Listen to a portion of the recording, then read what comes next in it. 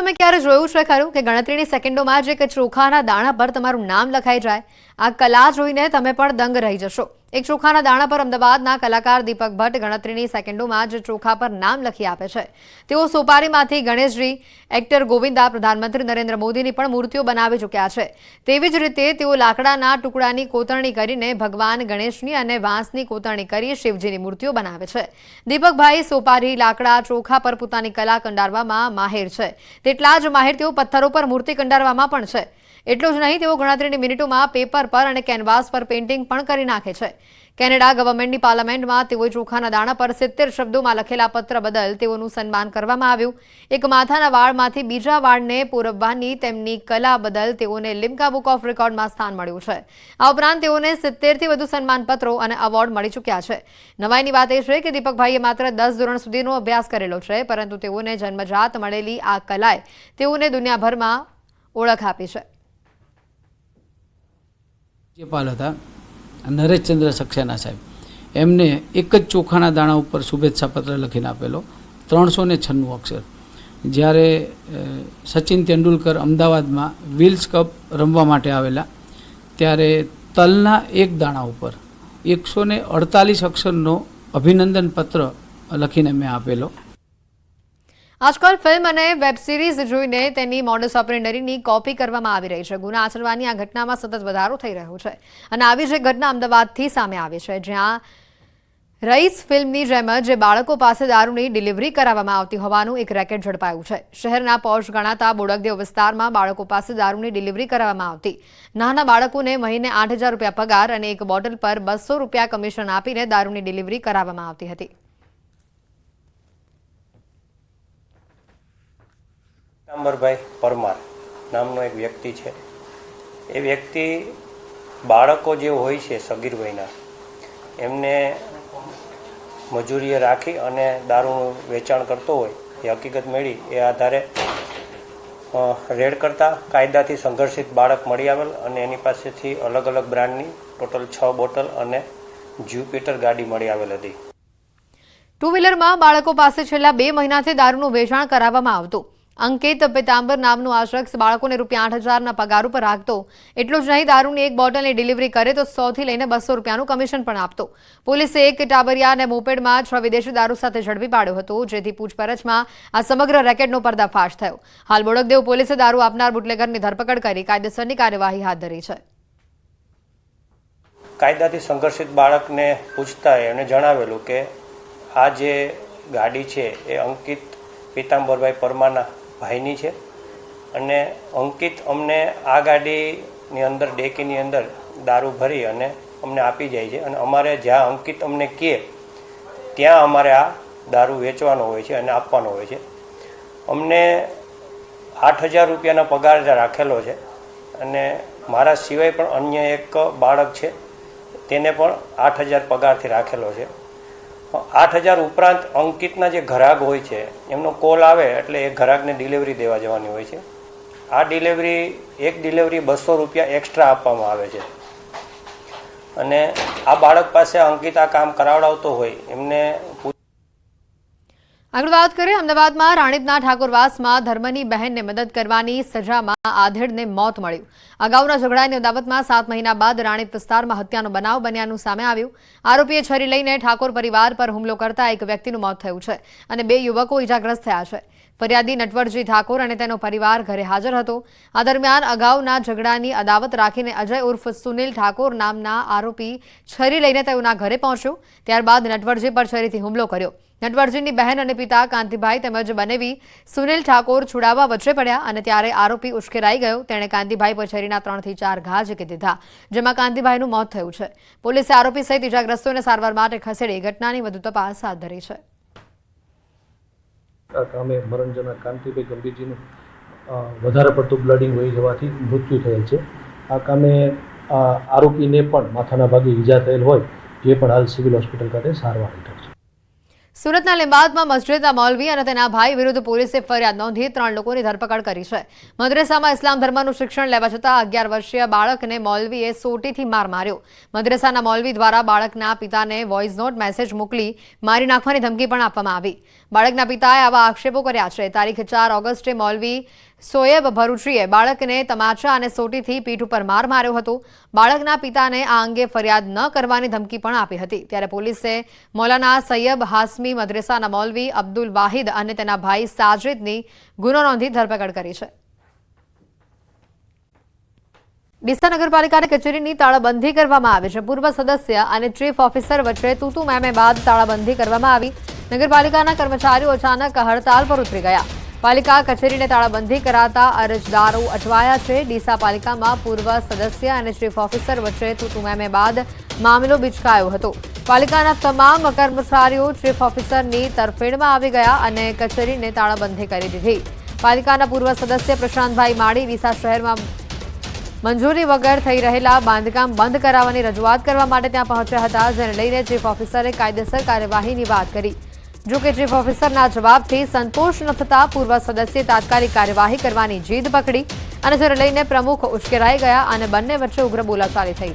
કચેરીમાં હાજર કર્મચારીઓ વચ્ચે પડી મામલો શાંત પાડ્યો હતો. જો કે પૂર્વ સદસ્યએ પાલિકા પ્રમુખ પર ગંભીર આરોપ લગાવ્યો, જેને લઈને કર્મચારીઓ પાલિકા પ્રમુખની તરફેણમાં આવ્યા અને એક દિવસની હડતાલ પર ઉતરીને કચેરીને તાળાબંધી કરી દીધી, જેના કારણે કચેરીમાં કામગીરી ઠપ થવા પામી છે અને કામકાજ માટે આવેલા અરજદારોને હાલાકી ભોગવવી પડી હતી.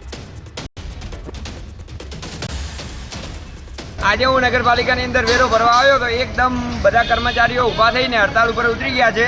અમારા બધાનું કામ અટકી ગયું છે. અમારા જેવા કેટલા બી લોકો હેરાન થઈને પાછા ગયા છે નગરપાલિકામાં. તમે આ ખોટી રીતે કાયદાનો દુરુપયોગ કરીને છૂટ આપી છે એવી રજૂઆત મેં કરી તો ચીફ ઓફિસર સાહેબને ન ગમ્યું, દેવાંગભાઈ પટેલને, ગૌરાંગભાઈ પટેલને. કેમ કે બહુ મોટી રકમ લઈ અને મનરભાઈ ઠાકોર અને ગૌરાંગભાઈ ચીફ ઓફિસર સાહેબે આ કામ કર્યું છે એટલે એમને ખ્યાલ આવી ગયો કે અમારા હાથમાંથી રકમ નીકળી જશે એટલે તું તારી મારી સાથે એમને વર્તાવ કર્યો છે. પોતાની ખુરશી ઉપરથી ઉતરી અને એકદમ મને મારવા માટે હુમલો કરે, અટેક કરે તે પ્રમાણે મારી સામે થયા છે. મનગણત રીતે આક્ષેપો કરી રહેલા હતા અને નગરપાલિકામાં વારંવાર આ પ્રકારની બનાવો હમણાં કેટલાક સમયથી બનવા પામેલી છે, જેના વિરુદ્ધમાં નગરપાલિકાના એસોસિએશન દ્વારા પ્રતિક હડતાલ પાડવાનો નિર્ણય કરવામાં આવેલો છે. વડોદરાના હરડી તળાવમાં દશામાની મૂર્તિઓની દુર્દશા સામે આવી. માઈ ભક્તો જેના કારણે નારાજ જોવા મળ્યા. પાલિકાના સત્તાધીશો આ વિરોધના કારણે દોડતા થયા. કૃત્રિમ તળાવ પર શ્રદ્ધાળુઓએ પાલિકા સત્તાધીશો સામે પોતાનો રોષ ઠાલવ્યો. સત્તાધીશોએ ભૂલ સ્વીકારવાના બદલે નાગરિકો પર દોષનો ટોપલો ઢોળ્યો. તળાવમાં દશામાની વધુ પડતી મૂર્તિઓ આવી ગયાનું કારણ તેઓએ આગળ ધરી દીધું. મોટા પ્રમાણમાં મૂર્તિઓ વિસર્જન માટે આવતા કૃત્રિમ તળાવમાં મૂર્તિઓ બહાર દેખાવાનો દાવો કરવામાં આવી રહ્યો છે. સ્ટેન્ડિંગ કમિટીના ચેરમેન શીતલ મિસ્ત્રીના મતે નાગરિકોએ જાતે અવ્યવસ્થા ઊભી કરી છે. મ્યુનિસિપલ કમિશનર દિલીપ રાણાએ કહ્યું કે ધાર્યા કરતાં વધુ મૂર્તિઓ આવી. આ વખતના અનુભવથી શીખ મળી છે. હવે પછી યોગ્ય વ્યવસ્થા કરવામાં આવશે. અત્યારે મૂર્તિઓને માનભેર અન્ય તળાવમાં વિસર્જિત કરાવી રહ્યા છે. આટલા નાના તળાવમાં લગભગ 6.5 થી 7 જેટલી મૂર્તિઓનું વિસર્જન કરવામાં આવ્યું છે. નાગરિકોએ પણ થોડી અવ્યવસ્થા ઊભી કરી છે. પોલીસ તંત્ર પણ ટ્રાફિક ડાયવર્ટ કરવામાં જે અંદાજમાં કદાચ ભૂલ થઈ એવું લાગે છે, જેથી કરીને ટૂંકા સમયમાં વધારે મૂર્તિઓનું વિસર્જન નાના તળાવમાં કરવામાં આવ્યું છે. એટલે મૂર્તિઓ જે ડૂબવી જોઈએ એના બદલે થોડી ફ્લોટિંગ છે. ધાર્યા કરતા પ્રમાણમાં ખૂબ વધારે પ્રમાણમાં મૂર્તિઓ આવી અને એના કારણે થઈને થોડીક મૂર્તિઓ બહાર ફ્લોટ થઈને આવી છે. અમે એને ખૂબ જ આસ્થાભેર, લાગણીભેર અને કોઈની પણ રિલિજિયસ લાગણી દુભાય નહીં એ રીતે અમે એમને શિફ્ટ કરી અને જે અમારા અન્ય આર્ટિફિશિયલ પોન્ડ છે એમાં અમે એને વિસર્જન કરાવી દઈશું. સુરેન્દ્રનગરના ચોટીલાના સાંગાણી ગામની શાળામાં વિદ્યાર્થીઓની ટી શર્ટને લઈને વિવાદ ઉભો થયો છે. વિદ્યાર્થીઓ દ્વારા જે ટી શર્ટ પહેરવામાં આવી હતી તિરંગા યાત્રામાં પહેરેલી વીર સાવરકરની આ ટી શર્ટ કોંગ્રેસના આગેવાનો દ્વારા ઉતરાવવા મામલે પોલીસ ફરિયાદ નોંધાઈ છે. વીર સાવરકરની તસવીરવાળી ટી શર્ટ વિદ્યાર્થીઓને પહેરાવી તિરંગા યાત્રા યોજતા કોંગ્રેસના આગેવાનોએ વિરોધ દર્શાવ્યો. કોંગ્રેસના પૂર્વ ધારાસભ્ય રિત્વિક મકવાણા, લાલજી દેસાઈ, રાઘવ મેટાડિયા, ગોપાલ ટોળિયા આ સહિતના કુલ 8 વ્યક્તિઓ સામે ફરિયાદ દાખલ કરવામાં આવી છે.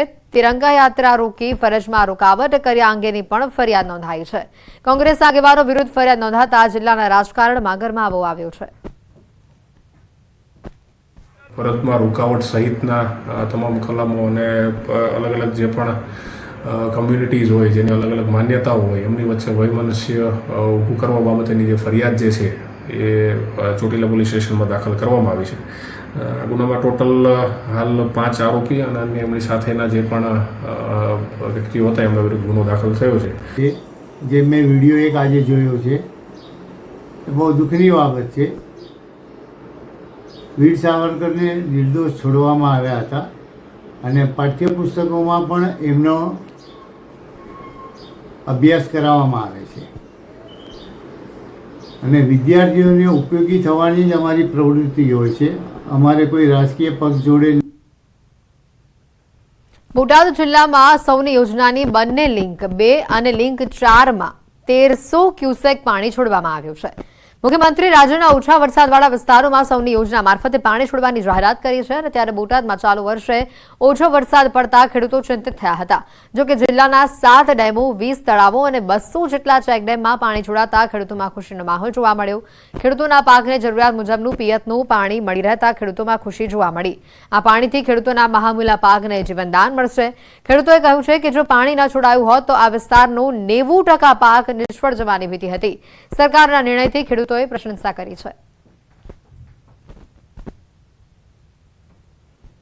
બોટાદ જિલ્લામાં સૌની યોજનામાં ચેકડેમ અને તળાવો ભરવાની સમાચાર મળ્યા. એ દરમિયાન ખેડૂતો બહુ રાજી થયા છે. બોટાદમાં જો બધા ભરી દેવામાં શરૂઆત થઈ ગઈ છે અને વહેલી તકે જો સરકારશ્રી દ્વારા ભરાઈ જશે તો અત્યારે જે ઉત્પાદન આપણું 70-80% છે ને એ 90% પહોંચે એવું છે. અત્યારે વરસાદ ઓછો થયો છે એટલે પાણી જે કેનાલ દ્વારા કે જે ચેક ડેમ દ્વારા જેલ દ્વારા મળશે એનાથી પાક 100% સારો થશે, ખેડૂતોનું ઉત્પાદન વધશે અને ખેડૂતો રાજી થશે. એટલે આ યોજના સરકારે જે ઝડપથી પાણી આપવાની કરી છે એ ખૂબ આવકારદાયક છે અને ખૂબ જ પ્રશંસનીય છે. નર્મદાનો ડેમ 70-80% ભરાતા નર્મદા પાણીમાંથી 1300 ક્યુસેક પાણી આવે છે. એટલે એમાંથી આપણે સૌની યોજના લિંક 2 અને લિંક 4 ચાલુ છે. એમાં બોટાદ જિલ્લાને પાણી આપવાનું ચાલુ છે. જિલ્લાના 9 ડેમ કુલ છે, એમાંથી 7 ડેમ જોઈન થયેલા છે સૌની દ્વારા, એના માપવામાં આવશે. અને તળાવો 20 અને ચેકડેમો લગભગ 200 જેવા ચેકડેમો અને નદીઓ છે 3-4. વધુ સમાચાર આવી રહ્યા છે દાહોદથી. દાહોદમાં ઊંટવૈદ ઝડપાયો છે. આરોગ્ય વિભાગે હાથ ધરેલી કાર્યવાહીમાં સમગ્ર મામલાનો પર્દાફાશ થયો. દર્દીઓના આરોગ્ય સાથે ચેડા કરતો આ શખ્સ 9 પાસ કમ્પાઉન્ડર છે. ડોક્ટરની ગેરહાજરીમાં આ ભેજાબાજ તબીબ લોકોની સારવાર કરતો. દાહોદના ભલાદાન ઔષધાલયમાં આરોગ્ય વિભાગની ટીમે દરોડા પાડતા અનેક મોટા ખુલાસા થયા છે. હોસ્પિટલ પાસે મંજૂરી સહિત જરૂરી દસ્તાવેજો પણ ન હોવાનું સામે આવ્યું. મેળા એ ત્યાં આગળ કોઈપણ જાતના ડિગ્રી વગર ત્યાં અમે તપાસ કરતા એ પોતે દવા લખતો હતો ફિક્સેશન પર અને ત્યાં દવા પોતે આપતો હતો અને ત્યાં જે ડૉક્ટર છે તે હાજર હતા નહીં. તો અમે એના માટે એ જે રમેશભાઈ મેળા છે તેને આગળ આપણે પોલીસ કેસ કરેલ છે તથા એ જે એના દવાઓ છે તેને પણ આપણે લીધા અને દવાખાને પણ અમે સીલ મારેલ છે. અમદાવાદમાંથી સિમ કાર્ડના કાળા કારોબારનો પર્દાફાશ થયો છે. ગેરકાયદે સિમ કાર્ડ વેચવાનું કૌભાંડ સામે આવ્યું છે. પ્રી એક્ટિવ સિમ કાર્ડ ગેરકાયદે રીતે વેચવામાં આવતા 4 આરોપીઓની અમદાવાદ ક્રાઇમ બ્રાન્ચે ધરપકડ કરી છે. આ જે આરોપીઓ છે એ રિટેલર તરીકે સિમ કાર્ડ વેચે છે. એમાં આરોપી નંબર 1 જે છે મોહમ્મદ તલહા, જે પોતે શાહપુરનો છે અને ત્યાં જ શાહપુર પેવમેન્ટ ઉપર છત્રી જે લગાવતા હોય છે સિમ કાર્ડ વેચવા મારા કંપની તરફથી, અને ત્યાં જે તે લોકો એમના બાયોમેટ્રિક અથવા તો ફોટોગ્રાફ્સ ત્યાં પડાવી અને સિમ કાર્ડ મેળવતા હોય છે. તો એ એક વખતના જે ડોક્યુમેન્ટ્સ જ્યારે સબમિટ કરે છે જે વ્યક્તિ સિમ કાર્ડ લેવા માગે છે, આ લોકો એના 2 બાયોમેટ્રિક અને ફોટો લઈ લેતા હતા. ન્યૂઝ 18 ગુજરાતી દ્વારા સ્વતંત્રતા દિવસની હર્ષોલ્લાસભેર ઉજવણી કરવામાં આવી. ન્યૂઝ 18 ગુજરાતીના ઓપરેશન હેડ વિજેન્દ્ર યાદવના હસ્તે ધ્વજવંદન કરવામાં આવ્યું. કોમર્સ સફાઈ કોમ્પ્લેક્સના તમામ કર્મચારીઓની હાજરીમાં રાષ્ટ્રધ્વજને સલામી આપવામાં આવી. છેલ્લા 10 વર્ષથી 15મી ઓગસ્ટે ધ્વજવંદન કાર્યક્રમની ઉજવણી કરવામાં આવે છે. અમદાવાદ ખાતે ન્યૂઝ 18ના પરિવાર દ્વારા આજે સ્વતંત્રતા દિવસની ઉજવણી કરવામાં આવી. તમામ ઓફિસ સ્ટાફ સ્વતંત્રતા દિવસની આ ઉજવણીમાં હર્ષોલ્લાસ સાથે જોડાયો હતો. સાથે જ ન્યૂઝ 18 ગુજરાતીના ઓપરેશન હેડ વિજેન્દ્ર યાદવના હસ્તે ધ્વજવંદન કરવામાં આવ્યું. અમદાવાદમાં રાજ્યનો વડી અદાલતમાં સ્વતંત્રતા પર્વની ઉજવણી કરવામાં આવી. મુખ્ય ન્યાયાધીશ સુનિતા અગ્રવાલે ધ્વજ ફરકાવ્યો હતો. ત્યારે હાઈકોર્ટના તમામ ન્યાયાધીશ, મુખ્ય સરકારી વકીલ, advocate general, additional solicitor general દ્વારા મહાત્મા ગાંધીની પ્રતિમાને પુષ્પાંજલિ અર્પણ કરવામાં આવી. સ્વતંત્રતા પર્વ નિમિત્તે મુખ્ય ન્યાયાધીશો સૌને શુભેચ્છા પાઠવી હતી. ત્યારે તેણે કહ્યું કે ઇન્ક્લુઝિવ સોસાયટી બનાવવાનો પ્રયાસ કરવામાં આવી રહ્યો છે.